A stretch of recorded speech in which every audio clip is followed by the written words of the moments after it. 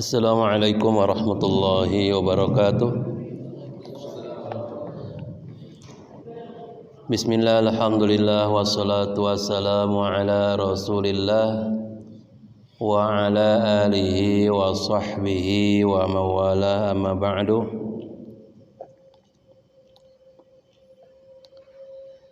Jamaah sekalian yang dirahmati Allah subhanahu wa ta'ala, alhamdulillah kita senantiasa bersyukur kepada Allah Subhanahu wa taala yang senantiasa mengaruniakan berbagai macam nikmat kepada kita, dan nikmat itu tidak pernah berhenti diberikannya kepada kita. Sampai dengan detik ini kita ini hidup adalah karena adanya nikmat Allah Subhanahu wa taala. Udara yang kita hirup setiap saat, penciptanya adalah Allah Subhanahu wa ta'ala.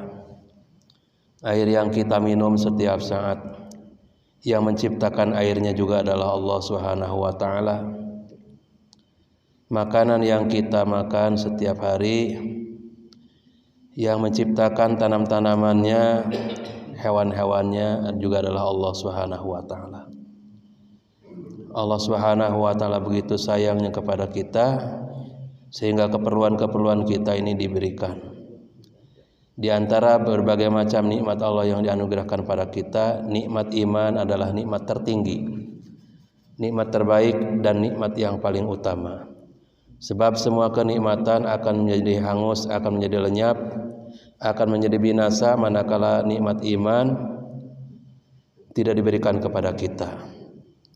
Seenak apapun orang hidup di dunia, semewah apapun orang hidup di dunia, sesenang apapun orang hidup di dunia, ketika dia tidak beriman kepada Allah Subhanahu wa ta'ala, maka kesenangan, kenikmatan yang ia rasakan sewaktu hidup di dunia yang selama-lamanya akan tidak terasa manakala dia hanya satu detik dimasukkan dalam neraka.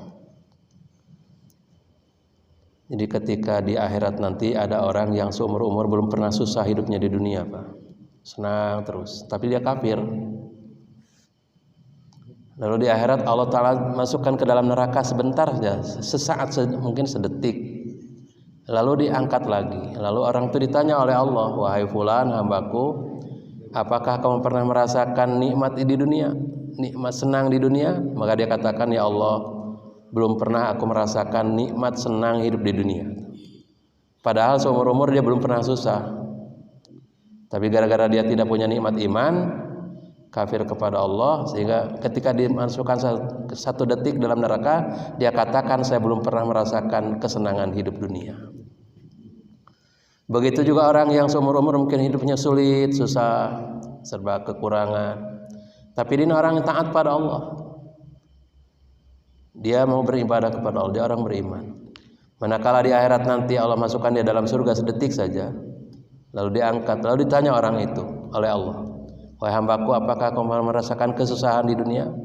Maka dia katakan, setelah dimasukkan ke dalam surga satu detik itu, dikatakan, "Ya Allah, aku belum pernah merasakan susah hidup di dunia." Jadi kesusahan dunia yang selama-lamanya itu dia hilang gara-gara hanya masukkan dalam surga satu detik. Begitu juga kesenangan di dunia akan hilang manakala dimasukkan neraka selama 1 detik. Itulah hebatnya iman. Bahwa walaupun hanya 1-2 kalimat syahadatnya, tapi itu yang membedakan antara kita dengan orang-orang yang tidak beriman kepada Allah Subhanahu wa taala. Karena itu berbahagialah kita dan bersyukur kita dijadikan oleh Allah taala orang yang beriman. Kemudian selain kita beriman juga kita telah dijadikan umat baginda Rasulullah sallallahu alaihi wasallam, yang mana beliau adalah rasul terakhir yang Allah taala turunkan Al-Qur'an kepada beliau. Yang dulu Al-Qur'an itu bukan berbentuk mushaf seperti sekarang ya. Sekarang ini kita enak baca Quran. Kitabnya sudah ada, tulisannya sudah ada. Dulu sahabat-sahabat baca Quran itu dari hafalan-hafalan mereka. Walaupun ditulis tapi belum dikomplitkan, belum dikodifikasi, belum didiwankan, belum dikitabkan, masih tercecer tulisan-tulisannya.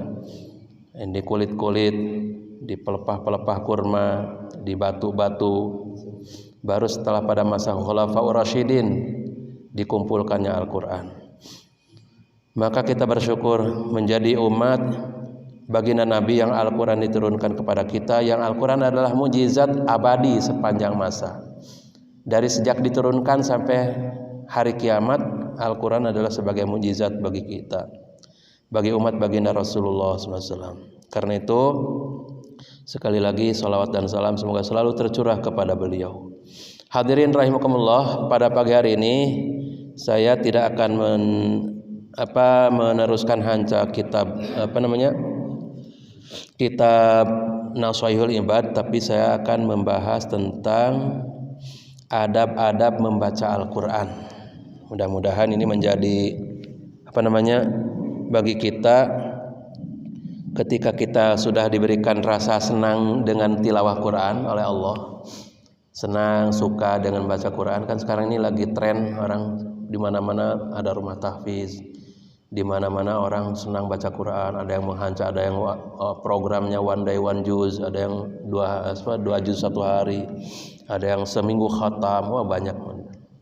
Alangkah lebih baiknya ketika kesenangan kita dengan Al-Quran itu dibarengi juga dengan adab-adab yang diajarkan oleh baginda Rasulullah, bagaimana sikap kita terhadap Al-Quran, etika kita terhadap Al-Quran. Di sini kita akan bahas tentang adabu tilawatil Quran, adab-adab membaca Al-Quran, sehingga bacaan kita, interaksi kita dengan Al-Quran itu menjadi nilai ibadah dan berkualitas tinggi. Sesuatu yang di awal dibarengi dengan adab itu menjadi bernilai lebih di sisi Allah Subhanahu wa taala dibanding dengan kita lakukan tanpa adab. Bisa saja orang masuk masjid dia berdosa ketika dia masuk masjid tidak beradab, dibanding dengan orang masuk WC, masuk toilet tapi beradab di toiletnya, mengamalkan adab-adab sunnah Rasulullah. Misalnya orang masuk masjid, masuknya kaki kiri dulu misalnya, terus enggak tutup aurat, kemudian di masjidnya dia berbicara kotor, di masjidnya dia misalnya berteriak-teriak, pokoknya melanggar adab-adab bagaimana seharusnya dia di masjid, dibanding dengan orang yang masuk WC tapi dia beradab, masuknya kaki kiri dulu kalau ke WC, sebelum masuk baca doa dulu pakai alas kaki, kemudian dia pakai tutup kepala juga ketika masuk WC, tidak berisik, tidak berbicara di dalam WC. Maka orang yang masuk WC seperti ini dia dapat pahala karena mengamalkan sunnah Rasulullah, dibanding orang yang masuk masjid tapi tidak beradab, dia dapat dosa. Maka pentingnya adab itu seperti itu, Pak. Adab itulah yang membedakan antara itu perbuatan biasa dengan sunnah Rasulullah Sallallahu Alaihi Wasallam. Makan, memang dengan makan itu akan hilang lapar. Melalui makan akan hilang lapar, dengan sebab makan akan hilang lapar. Tapi orang beriman makannya dengan adab, dia dapat kenyang juga dapat pahala makan. Itulah pembeda antara orang beriman dengan orang yang tidak beriman dengan adab-adab sunnah itu. Dan sini kita akan bahas tentang adab-adab tilawah Al-Quran. Bismillahirrahmanirrahim. Saya ambil dari kitab Al-Qawaidul Asasiyah fi Ulumil Quran, kaidah-kaidah dasar dalam pelajaran ilmu-ilmu Al-Qur'an. Yustahabul wudu'u li qiraatil Qur'ani li annahu afdalul azkari. Disunahkan berwudu ketika untuk membaca Al-Qur'an. Disunahkan berwudu untuk membaca Al-Qur'an. Karena Al-Qur'an adalah zikir yang paling utama. Al-Qur'an adalah zikir yang paling utama. Maka ketika kita hendak membaca Al-Qur'an, misalnya kita sudah terbiasa nih, saya baca Qur'annya itu setiap ba'da subuh atau antara maghrib dan isya, maka ketika itu kita kalau setelah sholat misalnya kita batal, berwudu dulu karena kita akan membaca Al-Qur'an. Kalau tidak batal sih ya teruskan gitu ya. Yang penting membaca Al-Qur'annya dalam keadaan suci. Wa qad kana sallallahu alaihi wasallam yakrahu ayyuzkarallahu illa ala tuhrin. Karena baginda Rasulullah SAW itu tidak menyukai nama Allah Subhanahu wa taala disebutkan, kalam-kalam Allah taala dibacakan kecuali dalam keadaan suci. Itu baginda Rasul tidak suka kalau baca Al-Qur'an atau berzikir tidak dalam keadaan suci. Kama sabata fil hadis, seperti mana telah ditetapkan di dalam hadis. Wa tusannu al-qira'atu fi makanin nadhifin, dan disunahkan membaca Al-Qur'an di tempat yang bersih. Di tempat yang bersih. Jadi jangan di tempat yang kotor. Wa afdaluhu al-masjidu, dan seutama-utama tempat yang dianggap tempat yang bersih itu adalah al-masjidu, masjid. Jadi kalau kita misalnya ke masjid sebelum waktu sholat tiba, itu lebih bagus sebelumnya kita membaca Al-Qur'an ngawahan heula, ieu teh rek memenuhi panggilan Allah, supaya hati kita sudah terkonsentrasi dengan Allah, itu connect dengan Allah, itu baca Quran dulu. Itu akan terasa bedanya antara sholat kita dengan gurung gusuh. Tahu gurung gusuh? Gurung gusuh capek kene, walau telet kesang kene, orang sholat, wah itu beda dengan kita sudah awal-awal udah mandi dulu, udah berwudu dulu, udah baca Quran dulu, beda kualitas sholatnya dengan kita dengan dalam keadaan seperti tadi. Wa kariha qaumun al-qira'ata fil hamami wa tariqi, dan memakruhkan beberapa kaum maksudnya sini ulama, al-qira'ata membaca Al-Qur'an fil hamami di kamar mandi, wa tariqi dan di jalanan. Ada kamar mandi, ada toilet. Ada kamar mandi aja, ada toilet aja. Ada kamar mandi plus toilet. Nah, beda itu Pak ya. Ada kamar mandi saja, ada toilet saja. Ada kamar mandi plus toilet. Jadi kamar mandi nanti aya toiletna. Tah yang dimaksud di sini mah al-hamam teh kamar mandi wungkul, bukan toilet. Di kamar mandi wungkul oge itu makruh membaca Al-Qur'an. Komo di toilet. Jadi lamun WC na ngahiji jeung kamar mandi berarti ya sama sekali nggak boleh membaca Al-Qur'an di sana. Di jalanan ya, termasuk di jalan tuh ngahajak kita misalnya baca Quran di jalan, nah itu kecuali kalau kita sedang berjalan itu nggak apa-apa. Sambil ngagareyam sedang berjalan sambil ngagareyam baca Quran, tinu hafalan itu mah nggak apa-apa. Ini maksudnya sengaja di jalanan rek baca Quran, nah itu yang nggak boleh. Aya kitu nu kitu. Nah aja kajalan terek maca Quran, itu maksudnya seperti itu. Tapi kalau kita sedang berjalan ngagereyam baca Quran nggak apa-apa. Yang dimaksud itu kita sengaja kajalan rek maca Quran. Kalau sengaja ke masjid rek maca Quran bagus. Sengaja kajalan rek maca Quran karena ngahalangan batur mana nu lewat. Komo jalan ieu mah jalan umum. Wa yustahabu ayajlisa mustaqbilan, dan disunahkan ketika membaca Al-Qur'an duduk sambil menghadap kiblat. Duduk sambil menghadap kiblat. Mutakhasyi'an bisakinatin wa waqarin, duduk dalam keadaan khusyuk dan tenang. mutarriqan ra'sahu dan menundukkan kepalanya. Bari nage lamun tanggah kaluhur mah teu moal katingali Qur'anna. Baca Qur'an ya handap gitu kan. Moal katingali Qur'anna, mata pasti tunduk gitu. Wa yusanu ayyastaka ta'dziman wa tathiran. Dan disunahkan juga ketika hendak membaca Al-Qur'an agar menggosok gigi. Kalau di sini ayyastaka itu bersiwak. Menggosok gigi ta'ziman karena mengagungkan Al-Qur'an, wa tathiran dan mensucikan Al-Qur'an. Jadi siwak teh sanes bangun tidur atau mau tidur aja termasuk mau baca Quran juga disunahkan bersiwak, menggosok gigi. Wa qad rawa Ibnu Majah an Aliin radhiyallahu anhu mauqufan wal Bazzaru bi sanadin jayyid anhu marfu'an inna afwahakum turukun lil Qur'an fatayyibuha bisiwaki. Imam Ibnu Majah telah meriwayatkan dari Sayyidina Ali radhiyallahu anhu secara mauquf. Mauquf itu hadis yang sampai hanya kepada sahabat sanadnya. Dan Imam Al-Bazzar dengan sanad jayyid juga dari Sayyidina Ali secara marfu. Nah, kalau marfu ini sampai kepada Rasulullah. Sanadnya itu jalur hadisnya itu sampai kepada Rasulullah. Apa kata baginda Nabi? Inna afwahakum turukun lil Qur'ani. Sesungguhnya mulut-mulut kalian itu adalah jalur keluarnya Al-Qur'an. Maksudnya dari membaca Al-Qur'an kan melalui mulut. Jalan keluarnya Al-Qur'an.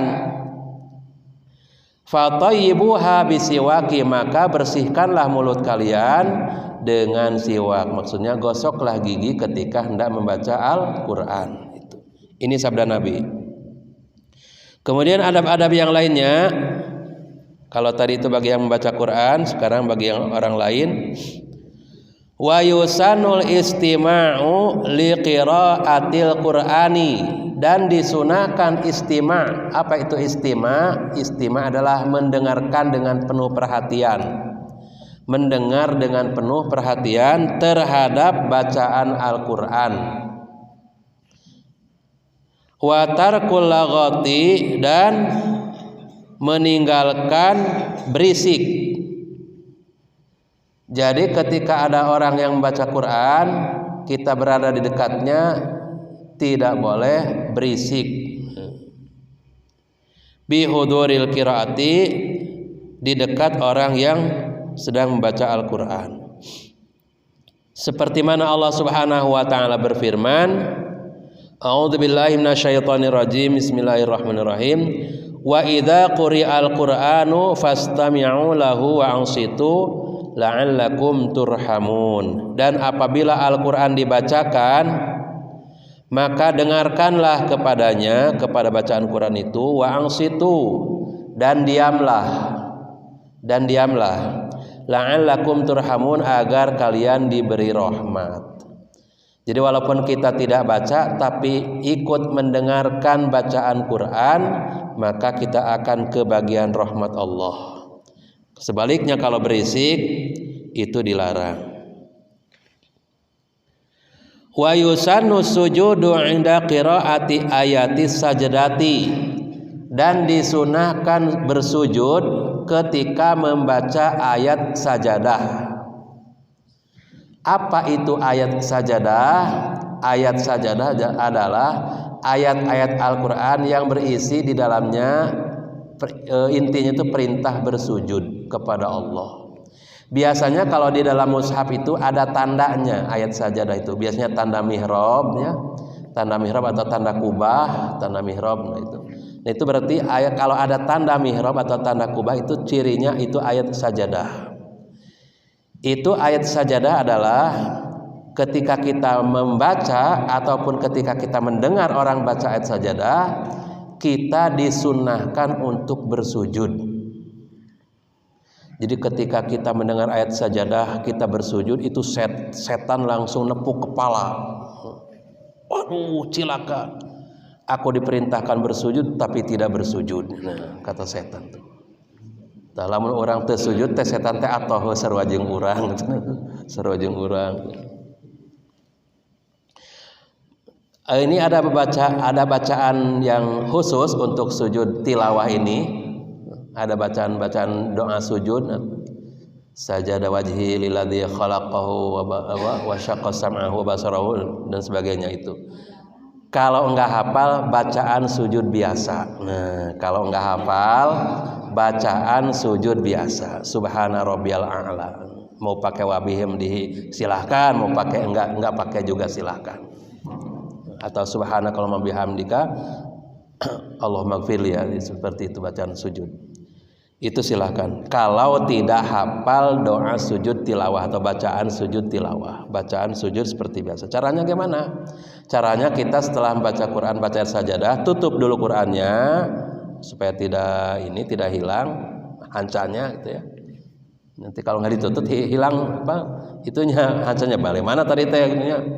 Tutup dulu Qurannya, kemudian kita bertakbir, Allahu Akbar, lalu sujud. Baca doa sujud tilawah kalau bisa, kalau enggak ya sujud biasa. Setelah itu bangkit, duduk, ya takbir Allahu Akbar. Sambil duduk juga nggak apa-apa, nggak harus berdiri. Setelah bangkit, lalu ucapkan salam ke kiri dan ke kanan. Assalamualaikum. Itu caranya. Itu cara sujud tilawah. Jadi bukan hanya sujud aja, tapi ada caranya gitu, caranya. Iya, salam, setelahnya salam ke kiri dan ke kanan. Qala An-Nawawi, berkata Imam An-Nawawi, al-awqatul mukhtaratu lil qiraah, waktu-waktu yang dipilih untuk membaca Al-Qur'an, maksudnya waktu yang utama, afdaluha makana fi sholati, yang paling utama adalah membaca Al-Qur'an di dalam sholat. Itu yang paling utama, membaca Al-Qur'an di dalam sholat. Tapi kalau kita sedang tidak jadi imam, mau baca Al-Baqarah silakan kalau sholat sendiri, sholat sunnah. Mau baca Al-Baqarah dari Alif Lam Mim sampai habis silakan. Atau mau baca Yasin dari awal sampai akhir silakan. Kalau sholat sendiri sunnah. Tapi kalau sedang jadi imamah jangan yang panjang-panjang. Karena kata Nabi, kamu tidak tahu di belakang kamu itu mungkin ada orang yang punya keperluan mendesak, atau ada orang yang sakit, atau ada orang yang lanjut usia. Kamu tidak tahu di belakang kamu itu. Jangan sampai beres sholat menggerutu jamaahnya tuh, aduh cenah mah kapanjangan teuing, kesel, lila berdiri na capek. Jadi ukuran panjang teh lain cek anu orang Arab sana nu biasa. Tapi ukuranana kebiasaan di urang. Jadi ciri-cirina teh lamun beres salat menggerutu tah eta berarti kapanjangan gitu. Tapi lamun baca kulhu dianggap panjang mah eta teu teuingeun. Mun baca kulhu dianggap panjang eta teu teuingeun. Jadi misalnya Al-Baqarah setengahna ge geus dianggap panjang di urang maksudnya.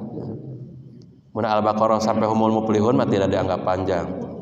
Jadi anggapan panjang sebagaimana kebiasaan di tempat itu. Kemudian tsummal lailu, kemudian waktu yang utama juga adalah di malam hari. Di malam hari terutama di pertengahan terakhir malam. Setengah malam terakhir, berarti dari mulai jam 1 ke sana. Wahia bainal maghribi wal isya'i mahbubatun, dan waktu utama juga adalah antara maghrib dan isya, itu disukai. Antara maghrib dan isya itu waktunya awabin, ya, awabin itu waktunya orang-orang dekat dengan Allah. Maka boleh kita isi dengan sholat, juga boleh diisi dengan tilawah Quran, ngisi waktu maghrib ka isya teh. Da samporet maghrib ka isya mah Bu terpanjang, maka itu lebih baik diisi dengan tilawah Quran. Tong diisi macam-macam, bisi kebablasan sholat isyanya ya, kalau diisi macam-macam. Tapi kalau diisi dengan Al-Quran mah insya Allah pasti mal kebablasan sholat isyana.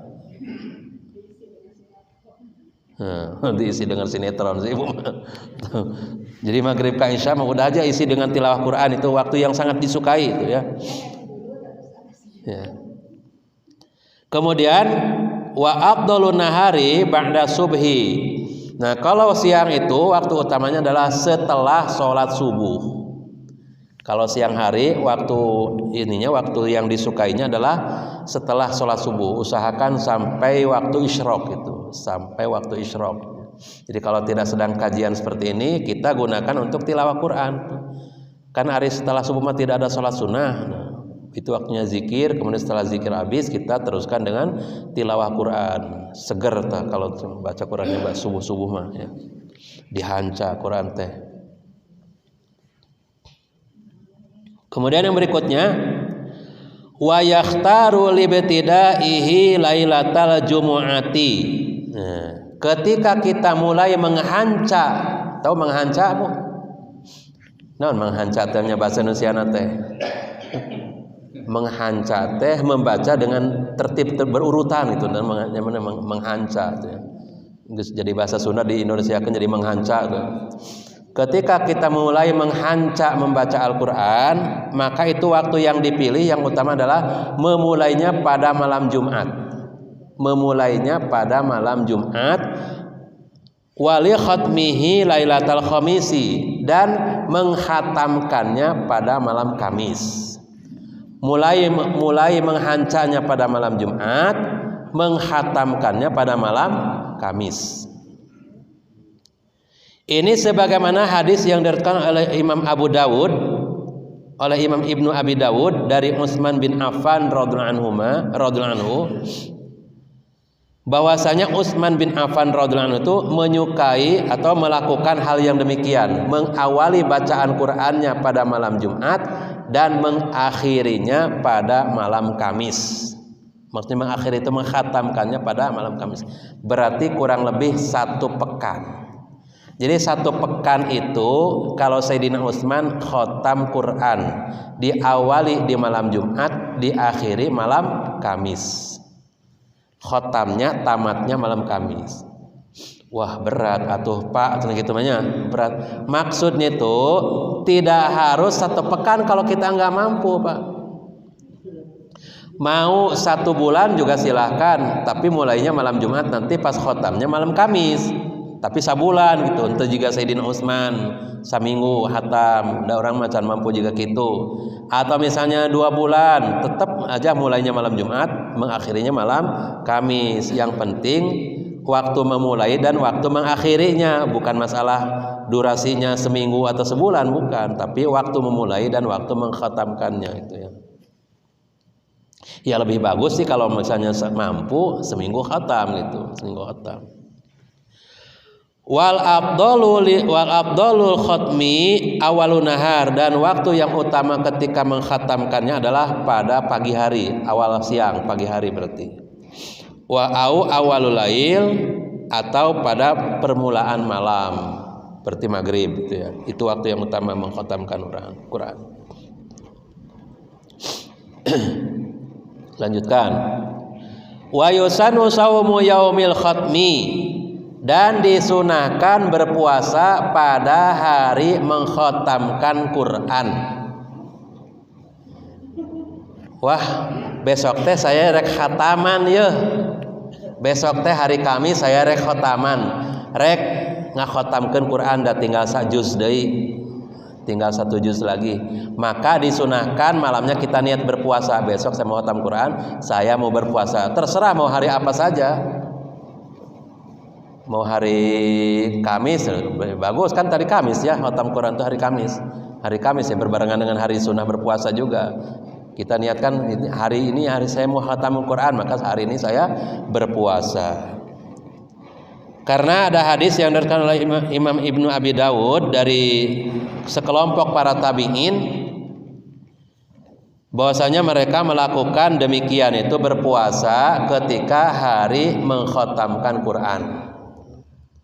Udah kita hubungannya dengan Quran itu ibadah, sedang berpuasa lagi luar biasa. Sedang berpuasa. Wa ayyahdura ahlahu wa asdiqaahu, dan hendaklah wa ayuhdira ahlahu wa asdiqaahu, dan hendaklah ketika ia mengkhatamkan Al-Qur'an menghadirkan keluarganya dan juga kawan-kawannya. Jadi inti nama orang ngerek khatam Quran teh tasyakuran, Pak. Tasyakuran khatam Quran jarangnya di orang mah, kecuali khatam pertama biasanya teh. Keur urang kapungkur ngaji, zaman belajar ngaji kapungkur kecil, khataman pertama wah atoh orang tua teh gembira, anak saya udah khatam Quran sehingga numpeng indungna teh numpeng. Da anakna geus khatam Quran dibawa ke tempat pengajian diriungku ustaz jeung santri. Geus kitu mah kadina khatam sakadua kali henteu syukuran deui. Padahal mah sunnahna bersyukur atas khataman Quran teh setiap kali khatam, bukan hanya pertama kali khatam, setiap kali khatam Quran itu tasyakuran.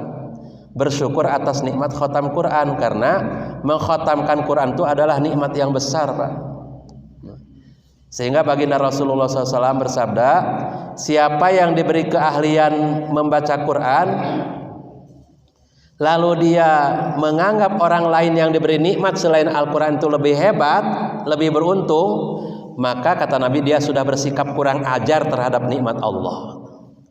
Orang yang diberi nikmat kemampuan Al-Quran oleh Allah, lalu dia beranggapan orang lain yang diberi nikmat selain Al-Quran, orang itu lebih beruntung nasibnya daripada dia, itu kata Nabi, orang itu sudah dianggap kurang ajar terhadap nikmat Allah. Karena nikmat Al-Quran itu adalah nikmat yang luar biasa. Maka ketika kita mengkhatamkan Quran itu bersyukur kepada Allah, tanda tasyakurnya undang kawan-kawan, undang keluarga, ngasih makan sama mereka. Terserah mau ngasih makannya mau di rumah makan, mau di mana. Ada bukti tasyakuran, tasyakur. Makanya di sini kalau para tabi'in itu menghadirkan keluarganya dan kawan-kawannya diundang. Kang kabuminya naon abdi bade tasyakuran. Tasyakuranan tasyakur khatam Quran. Nah, itu nanti memacu orang lain juga, oh tuh saya gen kemarek itulah. Kan orang jadi kaundang deui. Lamun saminggu khatam Quran ya saminggu ngajak batur, ngajak makan gitu, ngajak makan. Sabulan khatam Quran, sabulan ngajak makan, tiap sabulan sekali ngajak makan. Itu tasyakur binikmah ya. Kemudian Imam Tabrani meriwayatkan mengenai khatam Quran ini dari Sayyidina Anas bin Malik radhiyallahu anhu. Ini kata Sayyidina Anas, kana idza khatamal Qur'ana jama'a ahlahu wa da'a. Sayyidina Anas bin Malik radhiyallahu anhu apabila ia mengkhatamkan Quran maka dia mengumpulkan keluarganya dan berdoa kebaikan untuk keluarganya. Keluarganya dikumpulkan. Keluarganya yang dekat-dekat, ayo orang karumpul bade naon ieu tasyakuran, keun orang makan-makan naon kitu acara naon khatam Quran. Nah gitu, khatam Quran dibiasakan. Ada di abdi mah teu biasa, biasakeun gitu nya, mun teu biasa dibiasakeun. Apa susahnya kalau kita misalnya punya uang gitu ya, apa susahnya mengundang orang makan, apalagi dalam acara tasyakur binikmah itu, nikmat atas khatam Quran, supaya menjadi contoh bagi yang lain. Nah itu Sayyidina Anas tuh kalau khatam Quran keluarganya dikumpulkan, kawan-kawannya dia undang, diajak makan dalam dinararaga tasyakur khatam Quran. Wa akhraja Ibnu Abi Dawud an Mujahid. Ibnu Abi Dawud telah meriwayatkan dari Mujahid radhiyallahu anhu, ia berkata, kanu yajtami'una 'inda khatmil Qur'ani wa yaqul, kata Mujahid, para tabi'in itu mereka berkumpul ketika khataman Quran, dan ia berkata, ingdahu tangzilur rahmah, ketika khataman Quran itu adalah waktu turunnya rahmat. Ketika khataman Quran itu adalah waktu turunnya rahmat. Jadi rahmat teh tong dikekeuh ku serangan ajak batur kumpul ngeraka cucuran rahmat Allah Subhanahu wa taala. Itu maksudnya bukan hanya sekedar diajak makan tapi agar mendapatkan rahmat orang lain. Karena ketika khataman Quran itu adalah waktu disiramkannya rahmat Allah Subhanahu wa taala. Yang berikutnya kira-kira kurang lebih 10 menit lagi ya. Wa yustahabut takbiru minad duha ila akhiril qur'ani. Dan disunahkan bertakbir ketika selesai membaca surah Ad-Duha dan sampai selesai khatam Quran. Sampai surah An-Nas berarti. Jadi ketika sudah selesai membaca surah Ad-Duha diselingi dengan takbir sebelum memulai surat berikutnya. Diselingi dengan takbir. Kalau di kita biasanya itu diselingi dengan bacaan la ilaha illallah wallahu akbar, baru baca surat yang berikutnya. Setelah selesai dimulai dari surat Ad-Duha. Setelah surat Ad-Duha, surat berikutnya juga setelah selesai baca la ilaha illallah wallahu akbar terus sampai An-Nas. Itu bertakbir setiap kali selesai membaca surat-surat tersebut. Hal ini sebagaimana hadis yang diriwayatkan Imam Al-Baihaqi di dalam kitab Syu'abul Iman dan juga Imam Ibnu Khuzaimah dari jalur Ibnu Abi Bazah.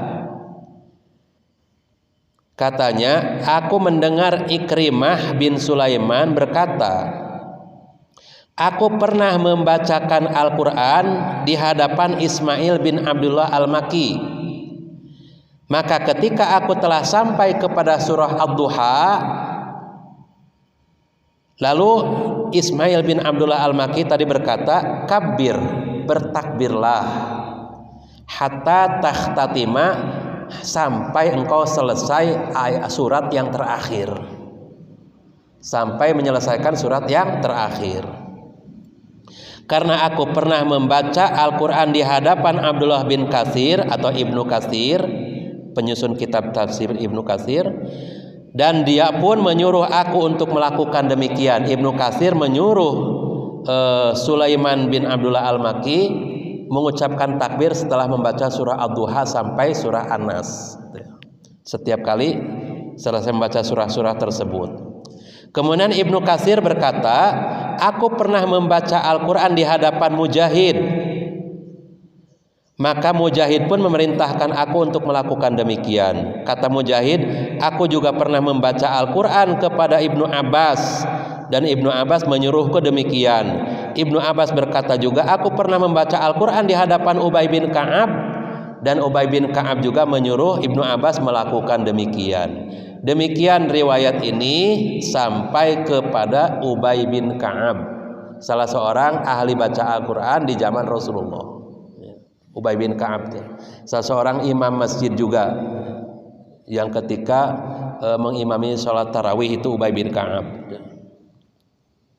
Jadi Ibnu Abbas juga ketika membaca Al-Quran di hadapan Ubay bin Ka'ab, setelah membaca surah Ad-Duha disuruh bertakbir. Nanti setelah Ad-Duha surat berikutnya juga selesai takbir lagi sampai surah An-Nas, itu takbir. Baca la ilaha illallah wallahu akbar. Kemudian wa yusannu idza faragha minal khatmati ayyashra'a fi ukhra aqibal khatmi. Dan disunahkan ketika menyelesaikan surah terakhir, surah apa? Terakhir itu An-Nas, melanjutkan kepada surat yang permulaan. Surah apa? Al-Fatihah, Al-Fatihah. Jadi jangan langsung setelah surah An-Nas, shadaqallahul adzim, tutup, jangan. Lanjutkan kepada surat permulaan, yaitu surah Al-Fatihah. Dan diteruskan sampai kepada surah Al-Baqarah ayat yang wa ulaika humul muflihun, sampai situ. Baru setelah itu membaca doa khotam Quran. Baru setelah humul muflihun membaca doa khotam Quran. Apa alasannya? Alasannya agar kita digolongkan sebagai al-halul murtahil. Apa itu al-halul murtahil? Al-halul murtahil adalah orang yang memulai, selesai, memulai lagi, memulai lagi, selesai, memulai lagi, terus itu namanya al-halul murtahil. Mulai dari Al-Fatihah, beres Anas, mulai lagi Al-Fatihah lagi, itu termasuk amalan yang paling disukai Allah. Sebagaimana hadis Imam Tirmidzi menyebutkan, ahabul a'mali ilallahi ta'ala al-halul murtahil. Amal yang paling disukai Allah adalah al-halul murtahil, itu orang yang sesudah selesai membaca surah terakhir dari Al-Quran maka ia memulainya kepada surah yang awal. Itu amalan paling disukai Allah. Itu caranya tadi, seperti mana hadis yang diriwayatkan oleh Imam Ad-Darimi dengan sanad hasan dari Ibnu Abbas dari Ubay bin Ka'ab radhiyallahu anhu, bahwasanya baginda Nabi SAW apabila selesai membaca surah An-Nas, Qul a'udzu birabbin nas, beliau memulainya dengan surah Al-Fatihah. Mulai lagi dengan surah Al-Fatihah.